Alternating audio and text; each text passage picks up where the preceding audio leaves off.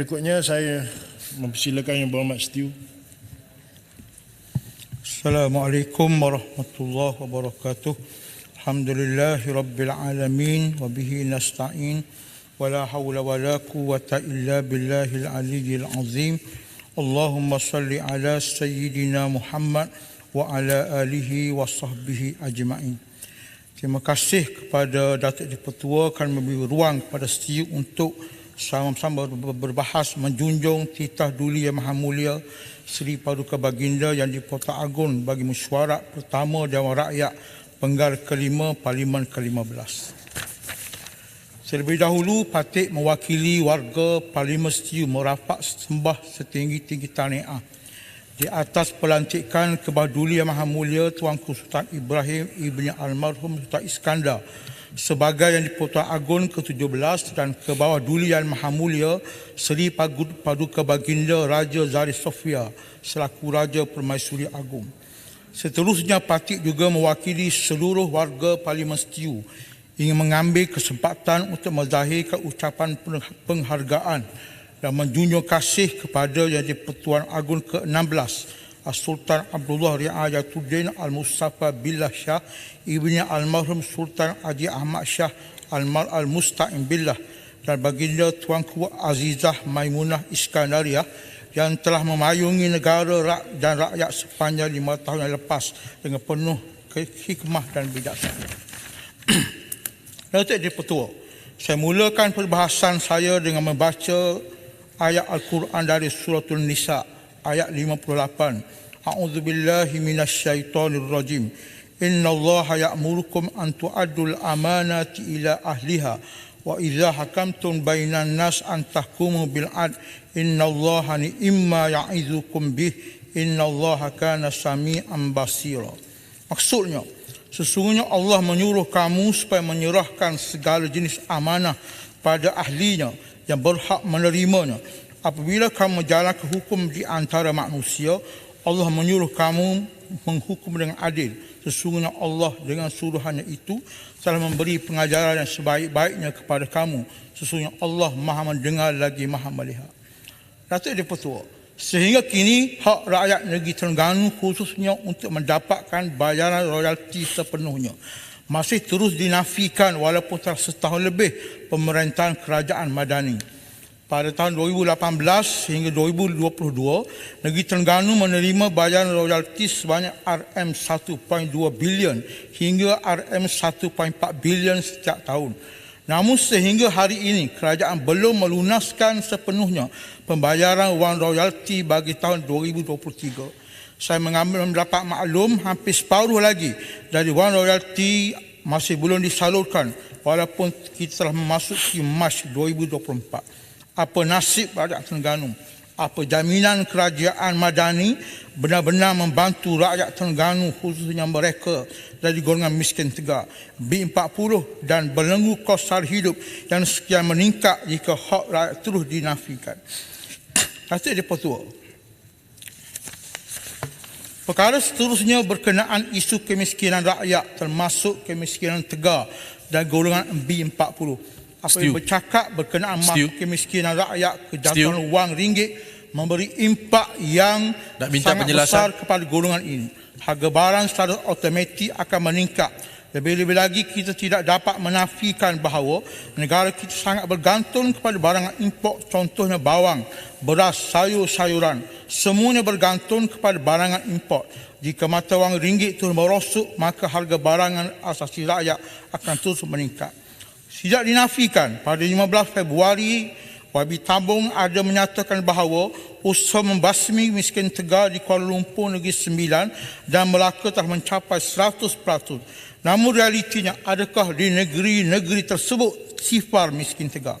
Ada kegelandangan pengemis orang Papua telah dihapuskan 100%. Apakah kayu ukur yang digunakan oleh kerajaan dalam menentukan pencapaian tersebut? Saya mohon pihak kerajaan kemukakan data terkini dan kemukakan penjelasan tuntas kerajaan faktor kepada usaha tersebut tidak berjaya membasmi kemiskinan tegar walaupun ia telah mencecah 100%. Datuk Dipertua, kenyataan tambung yang mengatakan agar isu kejatuhan wang ringgit tidak sepatutnya dipolitikkan adalah tidak berasas sama sekali. Hakikatnya isu kejatuhan wang ringgit adalah isu rakyat. Rakyat terhimpit, harga barang import naik mencanak, ditambah pula dengan kenaikan SST daripada 6% kepada 8%. Semuanya membebankan rakyat. Mustahil dengan segala kadar dasar yang menyusahkan rakyat ini mampu mengeluarkan rakyat dari belenggu kemiskinan. Berdasarkan jawapan Menteri Keuangan II dalam sidang Parlimen tempoh hari ada menyatakan kerajaan sangat prihatin dengan kejatuhan wang ringgit dan prihatin akan keluaran rakyat dengan cara menyalurkan bantuan sumbangan tunai rahmah. Soalnya, adakah dengan bantuan one-off ini dapat menyelesaikan keluhan rakyat dengan kesan kejatuhan wang ringgit dan kenaikan SST dan sebagainya? Saya mencadangkan agar kerajaan memberi pengecualian cukai terhadap barangan yang melibatkan makanan asasi rakyat.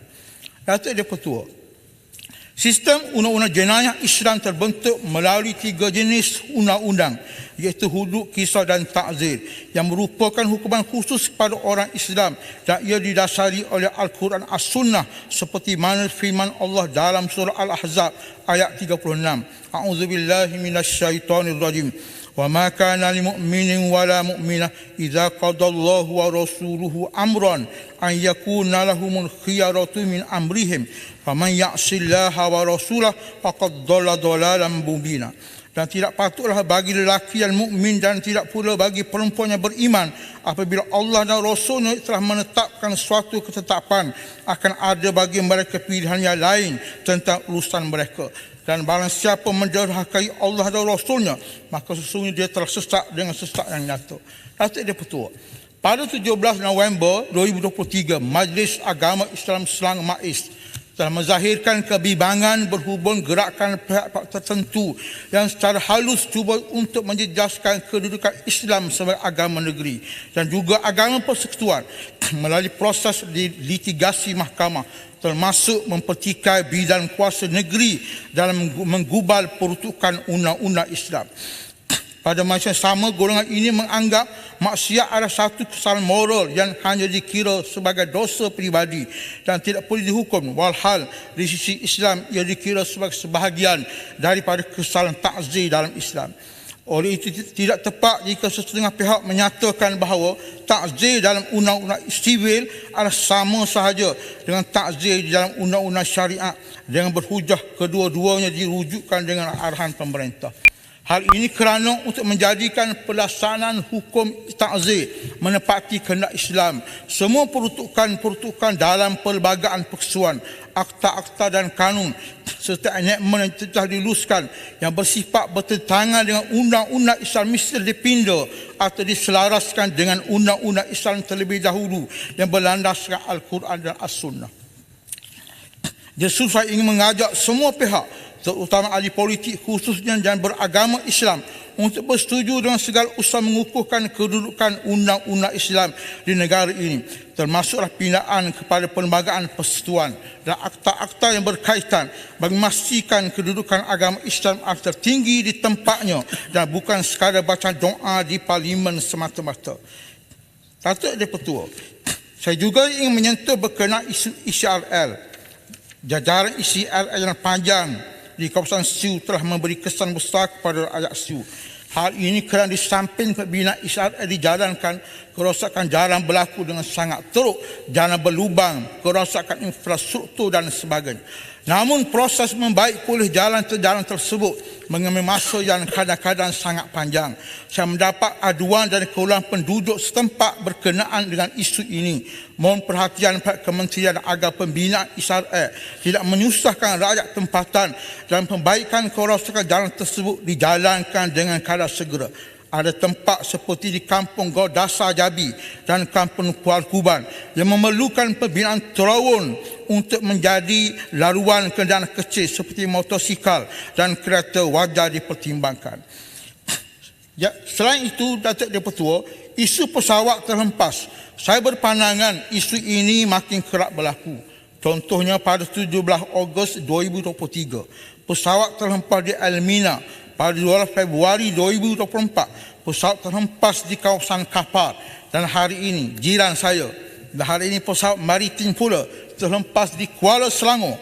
Oleh itu, apakah faktor yang telah dikenal pasti dan langkah mitigasi kerajaan bagi mengurangkan kes-kes seperti ini berulang? Saya masuk kepada isu di kawasan saya. Siu merupakan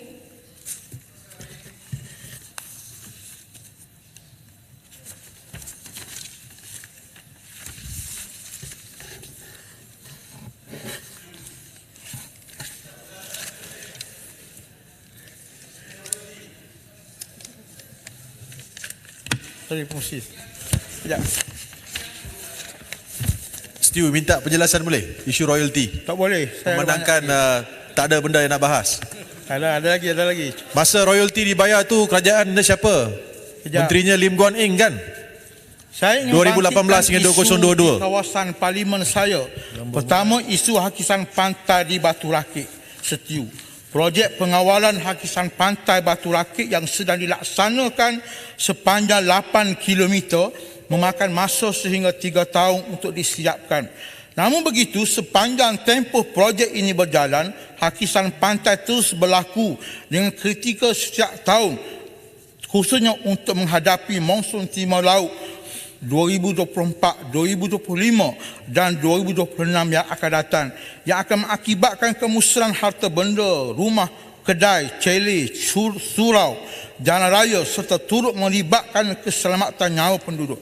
Oleh itu peruntukan tambahan, itu peruntukan emergensi sebagai persediaan awal kepada monsun timur laut bagi tahun 2024, 2025 dan 2026 bagi kerja-kerja kecemasan sepanjang tempoh projek tersebut disempurnakan amat diperlukan. Ibarat pepatah Melayu, sediakan payung sebelum hujan. Kedua, isu rancangan tebatan banjir di Sungai Setiu yang saban tahun melanda kawasan Bandar Permaisuri Setiu, bermula dari stesen minyak Petronas Sungai Tarum hingga kawasan mini kompleks Stadium Sungai Tarum. Kawasan tersebut merupakan laluan utama Jalan Perhubungan Persekutuan FT03, laluan ke Kuala Terengganu ke Kota Baru.